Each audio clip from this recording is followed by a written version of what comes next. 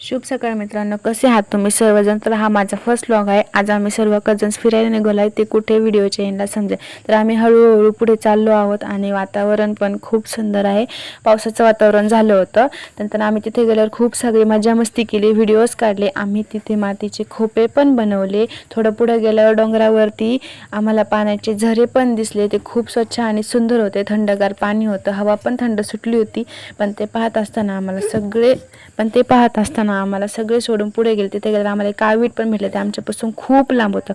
खरं तर आम्ही तिथे मशरूम पाहायला गेलो होतो, पण ते आम्हाला भेटले नाही म्हणून आम्ही परत घरी जाण्यास निघालो। वाटेत आजी भेटली, तिला भेटून आम्ही घरी गेलो।